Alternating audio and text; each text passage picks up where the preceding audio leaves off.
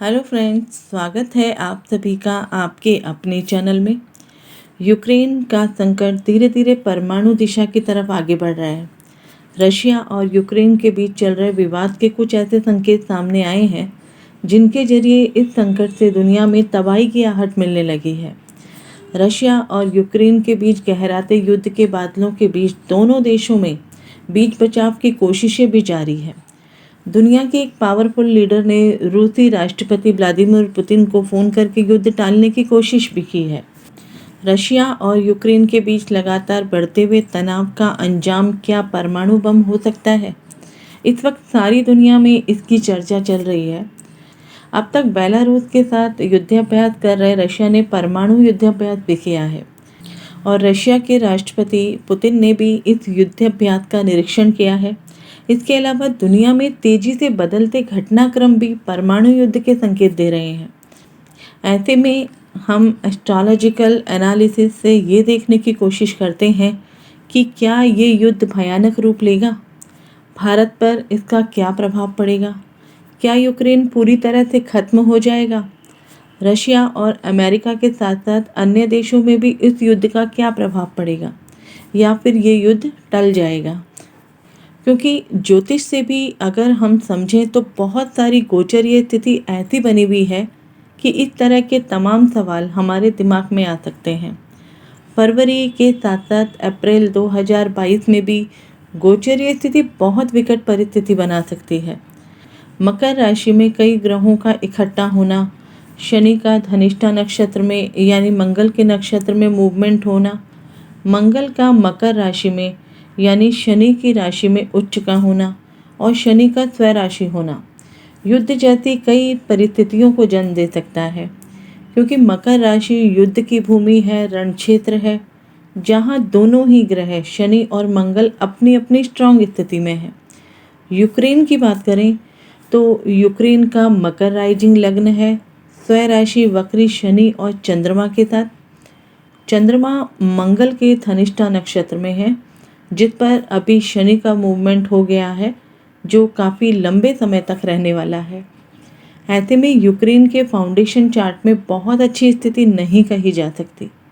मकर लग्न में ऑलरेडी शनि स्वराशि के हैं चंद्रमा के साथ, और वो भी मंगल के धनिष्ठा नक्षत्र में, और वही शनि अब धनिष्ठा में आ गया है। इस चार्ट में ऑलरेडी शनि की 7.5 है फाउंडेशन के समय से ही, और अभी भी 7.5 का समय चल रहा है।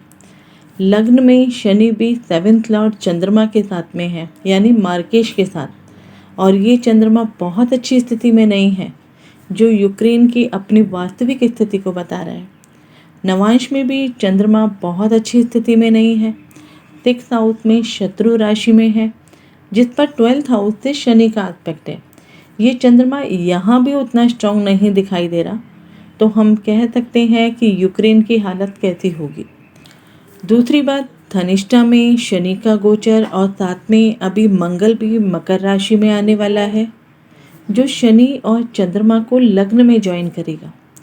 5 ग्रहों का प्लैनेटरी वॉर यूक्रेन के लग्न में ही बनने वाला है, तो साफ दिखाई देता है कि मंगल जब शनि को ज्वाइन करेगा, यूक्रेन के लिए ये स्थिति बहुत अच्छी नहीं कही जा सकती।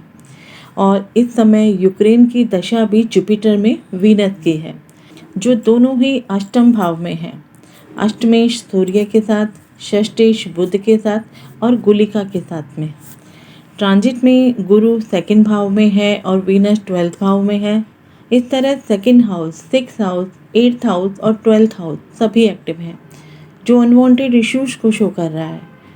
मंगल जो खुद फायरी प्लैनेट है, जुपिटर भी फायरी प्लैनेट है, जो 12th लॉर्ड भी है, तो कहा जा सकता है यूक्रेन के लिए बहुत डिफ़िकल्ट टाइम है, ख़ास तौर पर 26 फरवरी 2022 के बाद। यूक्रेन के चार्ट में जुपिटर की दशा 2013 से ही शुरू हो चुकी है, जो इस कुंडली में 3rd और 12th लॉर्ड है और 8th हाउस में है, और मकर लग्न के लिए जुपिटर मैलेफिक फंक्शनल हो जाता है। तो ये सारे योग, ये सारे पैरामीटर और ट्रांजिट जो है वो यूक्रेन के लिए ड्रेस्टिक सिचुएशन क्रिएट करता दिख रहा है, और ये दशा पीरियड फरवरी 2024 तक रहने वाली है। 3 प्लैनेट सूर्य से कंबस्ट है, बुध, शुक्र और जुपिटर। चंद्रमा की हमने बात की तो वो भी बहुत कमज़ोर है, गोचर भी फेवरेबल नहीं है यूक्रेन के लिए। तो आने वाले 3-4 दिन के बाद यानी 24 फरवरी से लेकर 26, 27 या फिर 28 फरवरी तक का जो समय है वो बहुत मुश्किल का रहने वाला है यूक्रेन के लिए। और अभी शनि भी मंगल के धनिष्ठा नक्षत्र में बहुत लंबे टाइम तक रहने वाला है, यानी मार्च 2023 तक। उसके बाद राहु के शतभिषा नक्षत्र में जाकर के वो वक्री होगा और एक बार फिर से वो धनिष्ठा में प्रवेश करेगा। राहु भी अभी वृषभ राशि में है यानी 5th हाउस में, जो चंद्रमा को और ज़्यादा पीड़ा दे रहा है। चंद्रमा राहु के कारण ये स्थिति बॉर्डर पर परेशानी वाली दिखती है जो हम सभी देख रहे हैं। लेकिन अभी 2024 तक यूक्रेन के लिए स्थिति वैसे भी फेवरेबल नहीं है, उसका रीजन कुछ भी हो सकता है। वहीं अगर हम रशिया की बात करें तो विर्गो राइजिंग लग्न है रशिया का। लग्न खाली है, लग्न में कोई ग्रह नहीं है। लग्न 12th लॉर्ड सूर्य के उत्तरा फाल्गुनी नक्षत्र में है और सूर्य 9th हाउस में है लग्नेश बुध के साथ में, जिसको देखकर हम कह सकते हैं कि रशिया एक बहुत बड़ी ताकत है पूरे विश्व में। इस चार्ट में अगर हम शनि की बात करें तो शनि भी यहाँ मकर राशि में ओन साइन है रेट्रोग्रेड होकर, और इसमें भी चंद्रमा साथ है, राहु साथ है। ये शनि वर्गोत्तम है और सूर्य भाव वर्गोत्तम है, यानी सूर्य D1 चार्ट में भी 9th हाउस में है और नवांश में भी वो 9th हाउस में है, तो ये सूर्य जो है वो भाव वर्गोत्तम हो जाता है। शनि के साथ राहु चंद्रमा के होने से बॉर्डर पर क्राइसिस तो दिखाई देता है, जहाँ से शनि 7th हाउस में मंगल को देखता है। 7th हाउस मुंडेन एस्ट्रोलॉजी में वॉर को रिप्रेजेंट करता है, वहीं मंगल आर्मी को भी रिप्रेजेंट करता है। रशिया ने किस तरह यूक्रेन बॉर्डर पर अपनी आर्मी को खड़ा किया है हम सभी जानते हैं।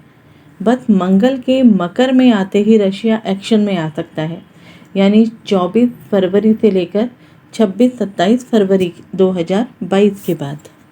अभी रशिया के चार्ट में राहु में चंद्रमा की दशा है जो जनवरी 2023 तक रहेगी। उसके बाद मंगल की अंतर्दशा आ जाएगी। जब तक रशिया की चार्ट में राहु में चंद्रमा का पीरियड रहेगा तब तक रशिया पावरफुल रहेगा, लेकिन जैसे ही उसकी मंगल की अंतर्दशा आएगी तब रशिया के लिए टाइम डिफ़िकल्ट होगा, यानी 2023 से लेकर के 2024 तक का जो पीरियड होगा, इस समय रशिया पे अटैक संभव है, चाहे वो टेररिस्ट अटैक हो या अमेरिका जैसे सुपर पावर का अटैक हो, क्योंकि ये पीरियड राहु दशा का एंडिंग पीरियड होगा, यानी राहु में मंगल का पीरियड।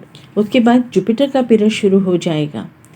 दोनों ही चार्ट को देखकर कहा जा सकता है कि आने वाले कुछ दिन जब मंगल मकर राशि में एग्जॉल्टेड होंगे, उच्च के होंगे, और शनि स्वराशि के होंगे, तो कहा जा सकता है कि दोनों ही अपनी अपनी जगह पावरफुल होंगे।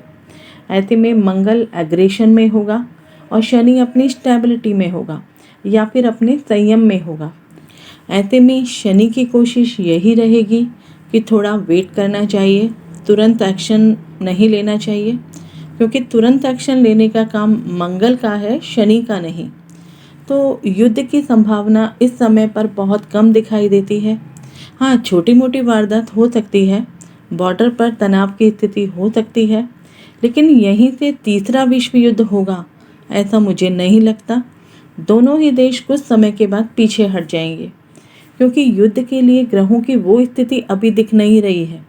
28 फरवरी तक ग्रहों की जो स्थिति है वो बहुत ख़राब है और इन्हीं के कारण हालात ऐसे दिख रहे हैं कि युद्ध हो सकता है। मंगल और शनि के मूवमेंट के कारण स्थिति जो है वो पूरी परेशानी वाली दिखती है। इसका दूसरा कारण है जो आप लोग देखें तो 2022 की शुरुआत कालसर्प दोष से हुई थी और शुरू में ही प्रधानमंत्री मोदी जी के साथ घटना घटित हुई थी।